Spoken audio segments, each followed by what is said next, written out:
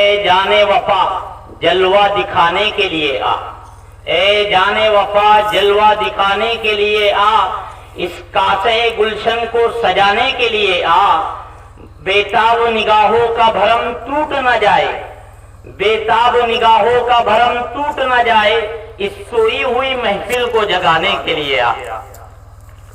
بسم اللہ الرحمن الرحیم، الحمد للہ رب العالمین، وصلی اللہ وسلم علی نبینا محمد بن عبد اللہ الامین وعلى آلہ وصحبہ الطیبین الطاہرین الی یوم الدین، اما بعد فاعوذ باللہ من الشیطان الرجیم، بسم اللہ الرحمن الرحیم، فی بیوت اذن اللہ ان ترفع ويذكر فيها اسمه يسبح له فيها بالغدو والآصال رجال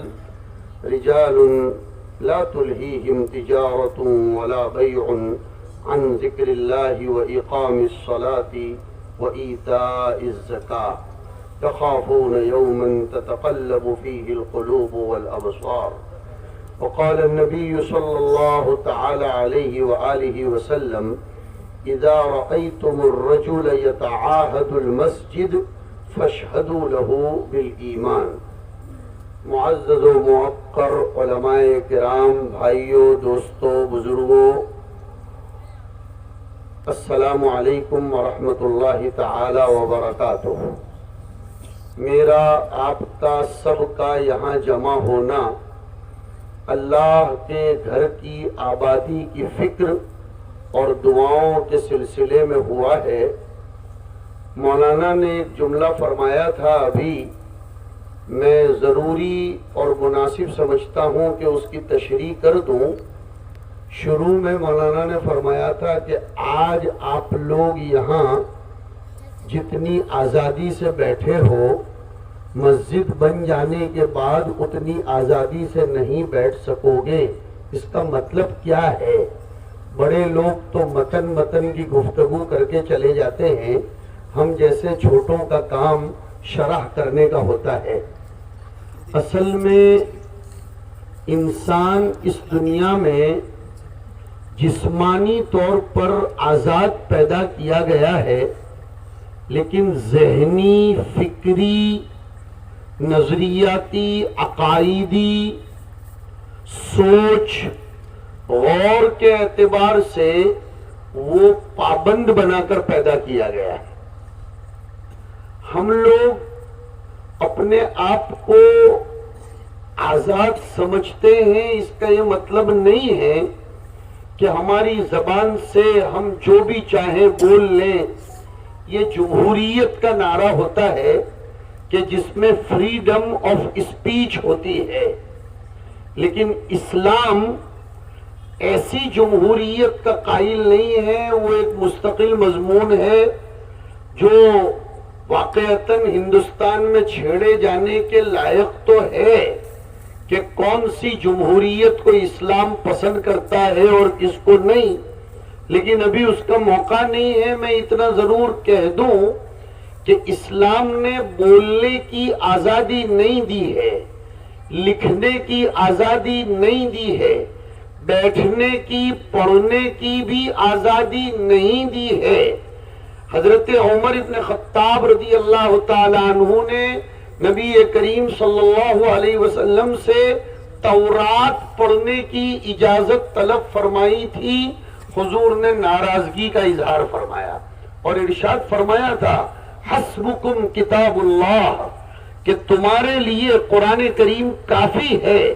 حالانکہ تورات آسمانی کتاب تھی، مانا کہ اس میں تحریف ہوئی، لیکن پھر بھی اس میں کچھ باتیں تو آسمانی تھیں، اور حضور اکرم صلی اللہ علیہ وسلم کا دور تھا، آپ بتلا بھی رہے تھے کہ کس کس بات میں تحریف ہوئی، لیکن حضور نے اجازت مرحمت نہیں فرمائی۔ مفکرین علماء نے لکھا ہے کہ اس حدیث سے ثابت ہوتا ہے کہ آدمی اپنے مطالعے میں بھی آزاد نہیں ہے۔ وہ جو چاہے کتاب پڑھ لے، اور اب میں موقع کی مناسبت سے کہہ دینا میری امانت سمجھتا ہوں، یوٹیوب پر چاہے اس کا بیان سن لے، ایسی آزادی اسلام نے ہمیں نہیں دی ہے کہ کوئی بھی www.com کر کے یا کوئی بھی چینل کھول کر ہم نے کسی کا بھی بیان سن لیا، اس کی ہمیں اجازت نہیں ہے۔ ایک حدیث شریف میں آتا ہے، حضور اکرم علیہ الصلوۃ والسلام ارشاد فرماتے ہیں کہ اگر میں خواب میں یہ دیکھ لوں کہ میرے گلے میں قلادہ ہے تو میں اس کی تعبیر اچھی نکالوں گا، اور اگر میں یہ دیکھ لوں کہ میرے پیروں میں زنجیر ہے تو میں اس کی تعبیر اچھی نہیں نکالوں گا۔ شراح حدیث نے اس کا مطلب لکھا، پیروں میں زنجیر ہونا جسمانی اعتبار سے غلام ہونے کی دلیل ہے اور نشانی ہے، اور یہ اسلام میں پسندیدہ نہیں ہے۔ اور گلے میں قلادے کا ہونا یہ انسان کے عمل کے اعتبار سے، ذہنی اعتبار سے پابند ہونے کی نشانی ہے، اور یہ اسلام میں پسندیدہ ہے کہ آدمی کا یہ جو حصہ ہے سسٹم کا، جیسے کمپیوٹر میں سسٹم ہوتی ہے ویسے انسان کے بدن کا یہ اوپر کا حصہ، حواس سے خمسہ میں سے حواس سے اربعہ کا تعلق یہ اوپر کی دنیا سے ہے، ذائقہ، شامہ، سامعہ اور باصرہ، لامسہ یہ ہے، لیکن سونگنے، چکھنے، دیکھنے اور سننے، یہ چار جو مین پاورز ہیں انسان کے، یہ اوپر رکھے گئے ہیں۔ اس حصے کو پورا کا پورا غلام بنایا گیا ہے، اس کو پابند بنایا گیا ہے۔ یہ جتنا پابند رہے گا اتنا قیامت کے دن سلامت رہے گا، اتنی اس کو راحت ملے گی، اتنی اس کو عزت ملے گی۔ اس لیے میرے بھائیوں، آج ایک پیغام سرے دست یہ بھی دے دوں، ہم لوگوں نے آج کل موبائل پر اور ادھر ادھر کی مجلسوں میں اپنے کان کو آزاد بنا کر رکھا ہے، جو چاہے سن لیتے ہیں، جو چاہے دیکھ لیتے ہیں، جس قسم کے چاہے کسی کے بارے میں تبصرے کر لیتے ہیں، اور جس قسم کا چاہے ہم کسی کے بعد میں بے لاگ بات کر ڈالتے ہیں۔ یہ ہماری وہ آزادی ہے جو آزادی مسجد کے ذریعے ختم کر دی جاتی ہے۔ مسجد میں لا کر انسان کو پابند بنایا جاتا ہے کہ خاموش، مسجد میں آ گیا، ارے آپ کو تعجب ہوگا، علماء بھی متوجہ ہوں اور اس قیمتی بات کو نوٹ کریں کہ امر بالمعروف اور نہی عن المنکر کرنا یہ اسلامی اراکین اور اسلامی اوامر شرعیہ مہمہ میں سے ایک بہت اہم امر ہے، لیکن امام نے مسجد میں منبر پر بیٹھ گیا اور خطبہ دینے کا آغاز کرنے کے در پہ ہے، آپ کا پڑوسی کوئی غلط کام کر رہا ہے، آپ اس کو بھی نہیں کہہ سکتے کہ بند ہو جا۔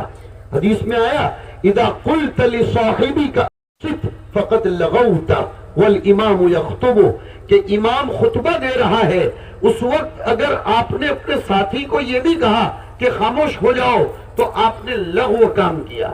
حالانکہ کسی کو اچھی بات کا حکم دینا، برائی سے روکنا کتنا بڑا ثواب ہے۔ پتہ یہ چلا کہ مسجد انسان کے ذہن کو پابند بناتی ہے، انسان کے ذہن کو بہت زیادہ راحت والا بناتی ہے، اور اسی لیے میں آپ کو کہوں عجیب اتفاق ہے، یعنی ہماری نظروں میں اتفاق ہے، خدا تعالیٰ کی طرف سے تو مقدر اور مقرر طے شدہ بات تھی کہ دنیا میں علی سبیل العموم سب سے پہلا گھر مسجد کی شکل میں بنایا گیا، اور مدینہ منورہ میں سلطنت اسلامیہ کے قیام سے پہلے سب سے پہلی جس چیز کی بنیاد ڈالی گئی وہ مسجد کی بنیاد تھی، علی سبیل الخصوص۔ تو علی سبیل العموم سب سے پہلے مسجد، اور کمال کا کام کر دیا ہے۔ اور دو ٹوک زبردست قیمتی بات کہی علامہ محائمی رحمت اللہ تعالی علیہ نے، تعجب میں پڑھو گے آپ کہ اللہ پاک نے کعبۃ اللہ کے بنانے کے لیے مکہ کی اسی زمین کا انتخاب کیوں کیا جہاں مکہ بنا ہوا ہے اور جہاں کعبۃ اللہ کا وہ ابھرا ہوا حصہ ہے۔ محائمی جس کی تفسیر کی ایک ایک سطر اور ایک ایک حرف یہ اللہ کی طرف سے الہامی تفسیر ہے، اور تفسیر کے کتب خانے میں کسی بھی تفسیر کو علی سبیل المجموع کلی طور پر الہامی ہونے کا شرف حاصل نہیں جو علامہ محیمی کی تفسیر کو ہے، اور ہم سب کے لیے ناز و افتخار کی بات ہے کہ وہ علامہ محیمی بمبئی کے ماہیم میں آرام فرما رہے ہیں۔ اللہ تعالیٰ نے اس ملک کو کیسی دولت سے نوازا۔ وہ کہتے ہیں کہ اللہ چاہتا تو جیسے پہلا منشیہ حضرت آدم علیہ السلام کو اس زمانے کے ہندوستان میں یعنی شری لنکا میں اتارا، تو ایسے ہی اللہ چاہتا تو سب سے پہلا گھر عبادت کے لیے ہندوستان میں بناتا، پڑوس میں بناتا، کسی بھی جگہ بناتا، لیکن مکہ میں کیوں بنایا اور اسی جگہ پر کعبہ کیوں بنایا؟ وہ فرماتے ہیں جب اللہ پاک نے سب سے پہلے آسمانوں اور زمینوں کو وجود سے ظہور میں آنے کی دعوت پیش کی، یہ علماء کے لیے ایک اصطلاح ہے، وہ اس پر سوچیں گے کہ اللہ کے علم میں آسمان اور زمین موجود تھے، اب اس کو ظہور میں لانے کے لیے جب اللہ پاک نے فرمایا ائتیا طوعا او کرہا، یہ آسمانوں اور زمینوں بن جاؤ چاہے تمہاری مرضی ہو نہ ہو، مرضی تو میری چلے گی۔ قالتا، آسمان اور زمینوں نے کہا تھا اتینا طائعین، ہم خوشی خوشی آپ کی خدمت میں حاضر ہیں۔ فقضاہن سبع سماوات فی یومین، اللہ پاک نے ساتوں آسمان کو 2 دن میں بنائے اور باقی زمین، حیوانات وغیرہ وغیرہ بنانے میں 5 دن لیے۔ ان ربکم اللہ الذی خلق السماوات والارض فی 6 ایام ثم استوى علی العرش۔ اس سے بھی ایک سبق میں آپ کو دے دوں، مفسرین نے لکھا ہے اللہ چاہتا تو آسمان و زمینوں کو ایک لمحے میں بنا دیتا، 1 سیکنڈ میں بنا دیتا، لیکن مفسرین کے الفاظ ہیں والعدول عنہ، کہ اللہ پاک نے 1 سیکنڈ میں بنانے کے بجائے 6 دن پوری مخلوق کو بنانے میں لگائے، لتعلیم خلقہ التثبت والتأنی۔ وہ اپنی مخلوق کو یہ سکھانا چاہتا ہے کہ میں احکم الحاکمین، میں قادر مطلق، میں کن فیکون کا مالک، لیکن میں نے زمین و آسمانوں کے بنانے میں گھائی نہیں کی، تو تم بھی اپنی زندگی کا کوئی فیصلہ کرنے میں گھائی مت کرنا، جلد بازی مت کرنا۔ اسلام ہمیں جوش نہیں، ہمیں ہوش سکھاتا ہے۔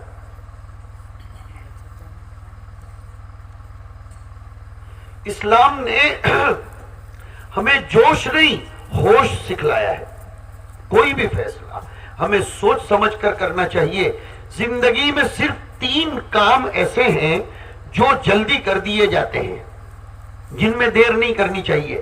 نماز کا وقت ہو جائے تو نماز پڑھنے میں، لڑکا لڑکی بالغ ہو جائے تو ان کی شادیاں کرانے میں، اور جنازہ تیار ہو جائے، غسل وغیرہ کفن دفن کا انتظام ہو جائے تو پھر فلاں آ رہا ہے اور فلاں جا رہا ہے، چہرہ دکھانا باقی ہے، یہ کرنا باقی ہے۔ یہ سب غلط رسومات ہیں۔ مسجد بننے سے بہت بڑا فائدہ یہ بھی ہوتا ہے، سن لو، کہ مساجد کی برکت سے اللہ تعالی ہدایت کے چشمے بہاتا ہے۔ میری وہ بات رہ جائے گی، اب پھر میں اس پر آتا ہوں کہ سب سے پہلے اللہ پاک نے جب فرمایا اے زمینوں اور آسمانوں بن جاؤ، تو علامہ محیمی نے احادیث کی روشنی میں لکھا کہ اولین لبیک کہنے والا ٹکڑا کہ میں وجود میں تھا، اب میں ظہور میں آ رہا ہوں اور زمین بن رہا ہوں، وہ ٹکڑا تھا جہاں اس وقت کعبہ بنا ہوا ہے۔ اور وہ لکھتے ہیں کہ اس نے سب سے پہلے، میں ایک بات سنانے جا رہا ہوں آگے، کہ اس ٹکڑے نے سب سے پہلے لبیک کہا تو اللہ نے پوری دنیا کا مرجع، ماوا اور ملجا اور قرآن کی زبان میں مثابۃ للناس اس ٹکڑے کو بنایا کہ تو نے میرے حکم پر سب سے پہلے لبیک کہا، تو میں تجھے یہ شرف دیتا ہوں کہ آج اب پوری دنیا کے لوگ تیری ہی طرف رجوع کریں گے، دیوانہ وار تیرے پاس آئیں گے، پوری دنیا کا تو قبلہ بنے گا۔ علماء نے اس بات کی روشنی میں لکھا کہ اللہ کے حکم پر، حی علی الصلاح حی علی الفلاح پر، گاؤں میں سب سے پہلے جو لبیک کہتا ہے اللہ اس کو مرجع خلائق بنا دیتے ہیں۔ اللہ رب العزت اس کو دنیا کا ماوا و ملجا، مقبولیت، شہرت، محبوبیت نصیب فرماتے ہیں۔ میرے بھائیوں، اللہ رب العزت کسی کی محنت کو ضائع نہیں کرتا۔ اس نے زمین کی محنت کو جب اس نے لبیک کہہ دیا، میں حاضر ہوں میرے رب، اس کو کعبہ بنایا۔ اور آگے بعض علماء بصیرت و معرفت نے تو لکھا کہ اس ٹکڑے کے سب سے پہلے، سنیے گا، سب سے پہلے لبیک کہنے کی بنیاد پر اللہ نے وہاں کعبہ بنا کر اس کو محبت وحی اور مرکز انوار و تجلیات اور مرکز ہدایت و برکت بنایا۔ آپ سر دھنتے رہ جاؤ گے، علماء نے لکھا کہ جو لوگ خدا کے احکام پر لبیک کہتے ہیں، اللہ ان کے قلوب پر علوم کا القاء فرماتا ہے، اور اللہ رب العزت ان کو ہدایت کے چشمے بناتا ہے۔ اللہ ان کی زندگی کو خود کے لیے تو صحیح لیکن لوگوں کے لیے برکت کا سامان بناتا ہے۔ یہ مسجد ہے میرے بھائیوں، جس علاقے میں مسجد بن جاتی ہے سب سے بڑا فائدہ تو یہ ہے اس علاقے سے شیاطین بھاگ جاتے ہیں۔ ہاں، اس کی وجہ کیا ہے؟ ابھی گزشتہ اتوار کو میں بڑودہ، سننے کے قابل بات ہے، ہمارے ایک دوست کی بیٹی کے نکاح کے سلسلے میں گیا۔ میں جب وہاں سے رخصت ہو رہا تھا تو مجھے کچھ حاجت پیش آئی پیشاب پانی کرنے کی، تو میں قریب میں ایک مسجد میں چلا گیا اور میں نے پیشاب پانی کرنے کے بعد فوراً وضو کر لیا، حالانکہ مجھے تو سفر کرنا تھا۔ تو وہ ہمارا ایک بیپاری دوست ہے، اس نے مجھے پوچھا کہ مفتی صاحب آپ کو تو گاڑی میں بیٹھ کر جانا ہے، آپ نے وضو کیوں کیا؟ میں آپ کو کچھ سمجھانا چاہ رہا ہوں، ذرا توجہ دیں۔ میں نے کہا دیکھو بھائی، باوضو رہنے کا سب سے بڑا فائدہ یہ ہے کہ شیطان قریب نہیں آتا۔ کیوں؟ باوضو رہنے سے فرشتے اپنے چاروں طرف رہتے ہو۔ میرے نوجوان بھائیوں، وضو کی عادت ڈالو، ہمیشہ باوضو رہو، پیشاب پانی میں احتیاط کرو۔ قبر میں سنگین عذاب پیشاب کے چھینٹے سے نہ بچنے کی وجہ سے ہوتا ہے۔ اللہ کے واسطے کھڑے کھڑے پیشاب کرنا بند کرو، اور اللہ کے واسطے پانی کے استعمال کو چھوڑنا بند کرو۔ اچھا پانی استعمال کرو، استنجا ڈھنگ سے کرو، اس لیے کہ استنجا ڈھنگ سے کرنا یہ نماز کی پہلی سیڑھی ہے۔ اگر استنجا ڈھنگ سے کیا تو وضو ٹھیک ہوگا، اور وضو ٹھیک ہوگا تو نماز صحیح ہوگی، اور نماز صحیح ہوگی تو زندگیاں سدھریں گی۔ تو باوضو رہنے کا سب سے بڑا فائدہ کیا ہے؟ کہ چاروں طرف فرشتے رہتے ہیں۔ ارے میں ایک عجیب بات سناؤں، ابو داؤد شریف کی ایک حدیث میں تو آیا کہ جب تم میں سے کوئی شخص کسی بیمار کی عیادت کے لیے جائے تو وضو کر کے جائے۔ سب لوگ شاید علماء کرام کے علاوہ پہلی دفعہ یہ بات سن رہے ہوں گے۔ حضرات علماء تو جانتے ہی ہیں کہ عیادت کے لیے وضو کر کے جانے کا کیا راز۔ ملا علی قاری رحمت اللہ تعالی علیہ جو فلسفر آف اسلام ہیں، انہوں نے کھولا کہ مریض کی عیادت کے وقت دعا دی جاتی ہے، اور جو دعا باوضو ہو کر کی جاتی ہے اسرع و اجابتاً، وہ جلدی جلدی قبول ہو جاتی ہے۔ کتنی زبردست ہمارے آقا نے بات فرمائی۔ سوتے وقت وضو کر کے سو گے تو شیطانی خیالات سے بچو گے، ڈراؤنے مناظر کو خواب میں دیکھنے سے بچو گے، تو وضو کی عادت ڈالو۔ اب جب وضو کی برکت سے فرشتے چاروں طرف رہتے ہیں تو مسجد کے بارے میں تو آیا فی بیوتن، کوئی یہ نہ سمجھے کہ فی بیتن، وہاں ان اول بیت آیا، لیکن یہاں علی سبیل العموم فرمایا فی بیوتن، ایسی مسجدیں جنہیں اللہ نے بلند کرنے کا حکم دیا، جس میں ذکر اللہ ہوتا ہے اور فرشتوں کے ذریعے وہ مسجدیں آباد رہتی ہیں۔ صبح و شام اس میں لوگ تسبیح پڑھتے ہیں، نماز، صلاۃ، ذکر کا اہتمام کرتے ہیں۔ ظاہر بات ہے کہ جب فرشتے ہی فرشتے حاضر ہوں گے نا تو شیاطین آتے ہی نہیں۔ اس کی دلیل کیا ہے؟ غزوہ بدر میں شیطان بڑی ڈینگ ڈانگ کے ساتھ تیار ہوا اور کفار مکہ کے ساتھ نکلا، لیکن قرآن مجید کہتا ہے وَإِذْ زَيَّنَ لَهُمُ الشَّيْطَانُ أَعْمَالَهُمْ وَقَالَ لَا غَالِبَ لَكُمُ الْيَوْمَ مِنَ النَّاسِ وَإِنِّي جَارٌ لَكُمْ فلما تراءت الفئتان نكص على عقبيه وقال إني بريء منكم إني أرى ما لا ترون إني أخاف الله. اس وقت کو یاد کرو جب شیطان نے ان کے اعمال ان کی نگاہوں میں مزین کر کے بتایا تھا. ہمارے ملک کے حالات کو بھی اس پر منطبق کرو کہ آج سے اب کوئی تمہارے اوپر غالب نہیں آ سکتا، مسلمانوں کا نام و نشان میں مٹوا دوں گا، مسلمانوں کو صفحہ ہستی سے نابود کر دوں گا، اور میں تمہیں ہمیشہ پناہ دینے والا بھی، میں تمہارا پڑوسی بھی، تمہارے ساتھ رہنے والا بھی. ہاں بہت سے شیطان یہ کہہ رہے ہیں، اور ایک بڑا شیطان تو یہ نعرے لگا ہی رہا ہے، سمجھتے چلے جاؤ. فلما تراءت الفئتان، جب مسلمانوں کا لشکر اور اہل کفر کا لشکر آمنے سامنے ہوا تو وہ وعدہ کرنے والا ہی نکص علی عقبیہ، اپنی ایڑی کے بل پیچھے گیا اور کہنے لگا میرا تم سے کوئی لینا دینا نہیں، میں جانتا ہی نہیں تم کو. ارے صاحب اتنے بڑے بڑے وعدے کیے تھے کہ سامنے کے لشکر میں مجھے وہ فرشتے نظر آتے ہیں جو تمہیں نظر نہیں آتے، اور مجھے اس لیے نظر آتے ہیں کہ میں ان کے محلے میں رہ کر آیا ہوں. یہ میں حاشیہ بڑھا رہا ہوں کہ میں ان کے محلے میں رہ کر آیا، میں انہیں پہچانتا ہوں. اس سے کیا سمجھ میں آیا کہ جہاں فرشتے ہوتے ہیں وہاں سے ابلیس لعین بھی دم دبا کر بھاگتا ہے. کتنی بڑی نعمت ہے آپ کے علاقے کے لیے کہ مسجد بن رہی ہے، گویا شیاطین الانس والجن دونوں کو بھگانے کا انتظام ہو رہا ہے. کتنی بڑی نعمت ہو گئی، یہی کافی ہے.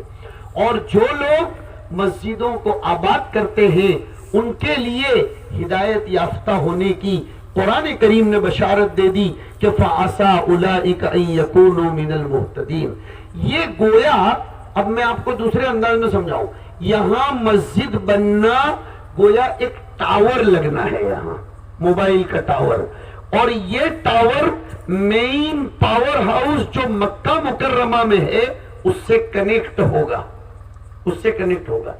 لیکن یہ ٹاور ایسا نہیں بنے گا کہ جتنے زیادہ یوزر ہوں گے اتنا وہ ٹاور کمزور ہو جائے گا. نہیں نہیں نہیں نہیں، یہ ٹاور تو اور عجیب ہے کہ اس کو جتنا استعمال کرنے، کیوں، اس کی کیپیسٹی، اس کی ویلیڈیٹی اور اس کے اندر کی کاریہ کشمتا اور اس کا پاور وہ ہے جو قرآن کریم نے خود بیان فرمایا ہدی للعالمین.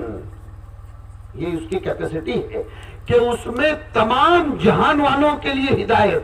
مکہ مکرمہ میں بنے ہوئے کعبۃ اللہ میں، اب اس کعبہ سے یہاں جو ٹاور انشاءاللہ بنے گا اس کو سپلائی ہوگی ہدایت اور اس کو سپلائی ہوگی برکت. برکت کی ضرورت ہماری زندگی کے ہر کام میں پڑتی ہے، زندگی میں بھی، رزق میں بھی، تندرستی میں بھی، آل اولاد میں بھی، سب میں. اب آپ بولو گے برکت کا کیا مطلب؟ سمجھا دیتا ہوں. برکت کا مطلب یہ ہے کسی نعمت کا لمبے زمانے تک چلنا. مولانا صوبہ مہاراشٹر کے ایک مائے ناز ادیب ہیں، میرے پاس ان کے لیے جملے نہیں ہیں. اللہ پاک ان کی توجہات اس صوبے کے لیے جاری اور ساری رکھے، اور اللہ تعالیٰ ہمارے مولانا کی عمر میں صحت و عافیت سے برکت نصیب فرما کر ان کے افادات و افاضات کو جاری و ساری رکھے. تو مولانا ضرور تائید فرمائیں گے کہ یہ برکت کا لفظ برک الجبل سے نکلا ہے. جمل، اونٹ جب بیٹھ جاتا ہے، بروق الجمل، تو اونٹ پھر جلدی اٹھتا نہیں ہے. اردو میں بھی کہاوت ہے کہ نہ جانے اونٹ کس کروٹ بیٹھے گا. مطلب جناب بیٹھ گئے تو اب بیٹھ گئے. وہ حضرت داغ کا ایک شعر ہے، حضرت داغ جہاں بیٹھے بس وہیں کے ہو لیے، اب اٹھیں گے ہی نہیں ہو. ہاں تو اونٹ کا اونٹ چلتا ہے تو پھر چلتا ہی رہتا ہے، برسہ برس تک چلتا ہے، بیٹھتا ہی نہیں، اور بیٹھتا ہے تو جلدی اٹھتا نہیں. تو کسی نعمت کے آنے کے بعد اس کا بیٹھ جانا، اس کا ختم نہ ہونا، اس لیے اس کو برکت کہتے ہیں۔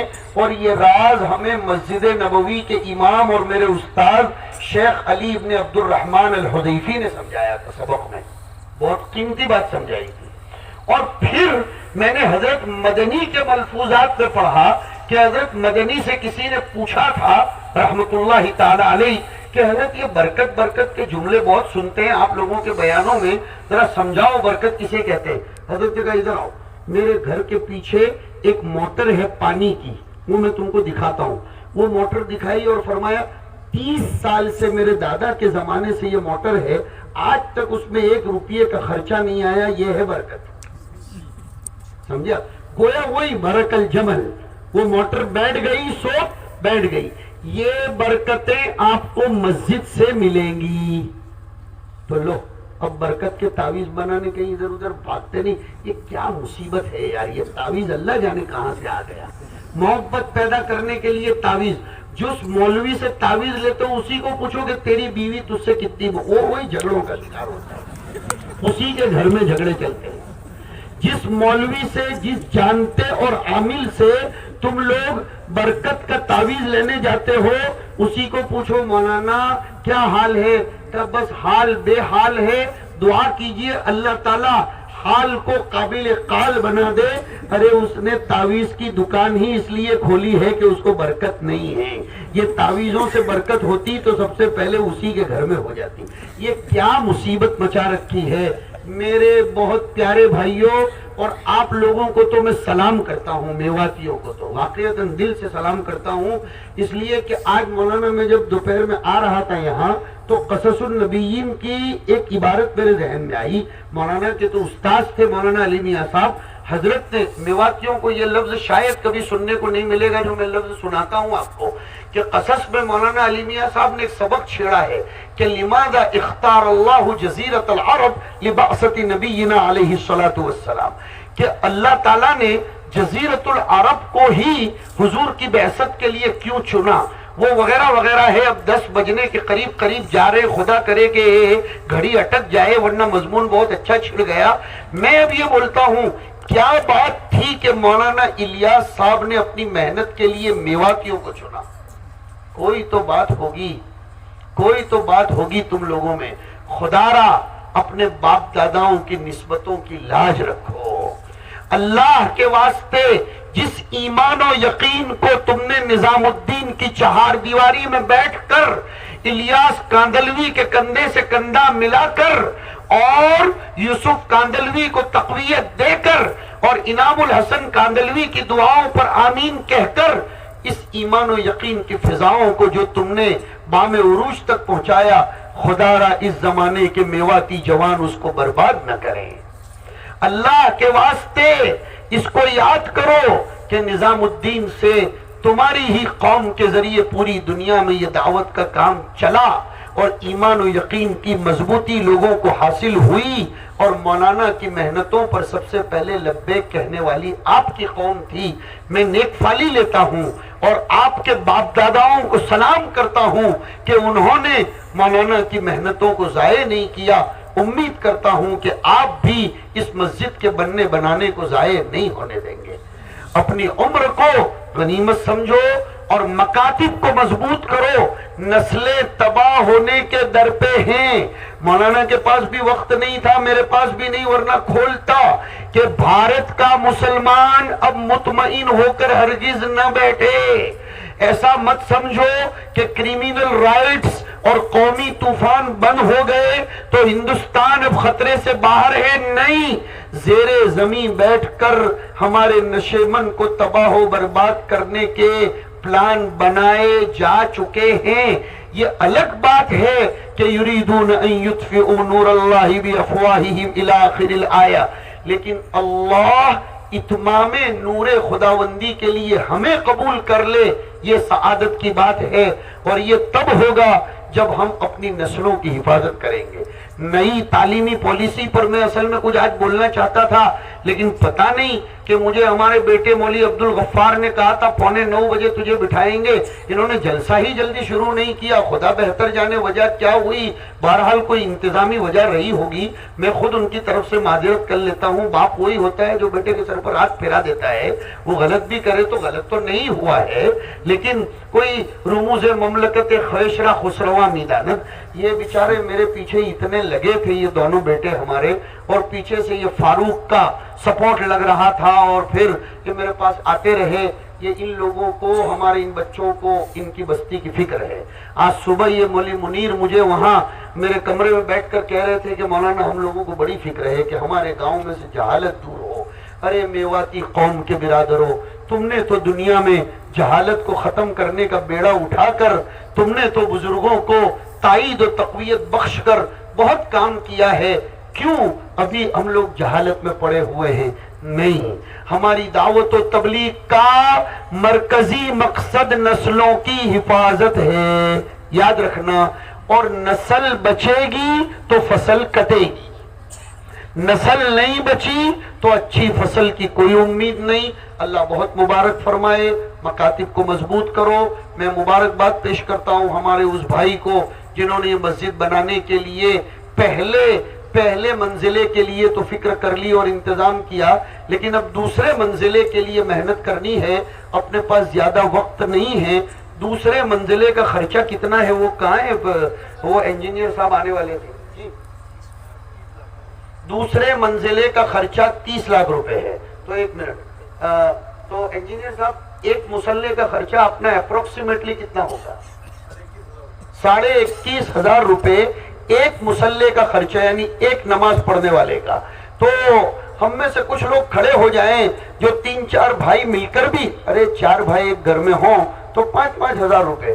اور مجھے تو ہمارے ان بیٹوں نے سنایا، عبد الغفار نے اور منیر نے، کہ اس گاؤں کی عورتوں نے تو ماشاءاللہ قربانیاں دینے کا پورا ثبوت کیا ہے، مظاہرہ کیا۔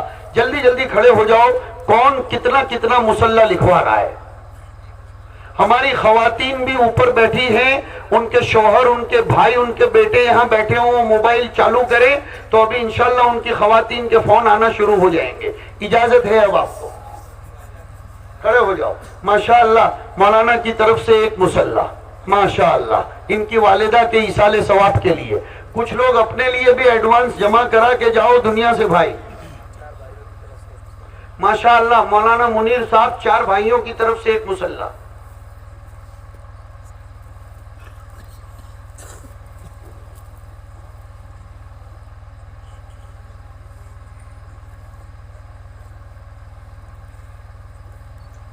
اور بولو بھائی، انشاءاللہ انتظام ہو جائے گا۔ ابھی ٹوٹل کتنے مسلح ہیں؟ 120، 2 ہوئے ہیں ابھی۔ 21,000 روپے کا ایک مسلح۔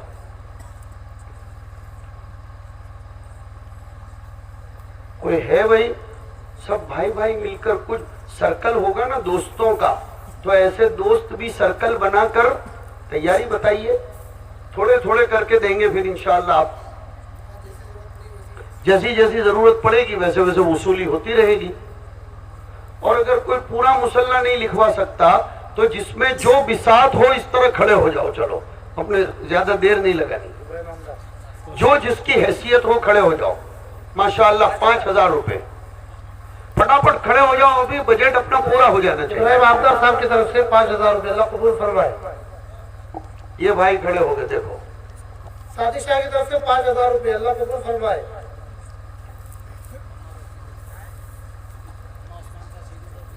جی محمد حریف خان شیری والے 5,000 روپے۔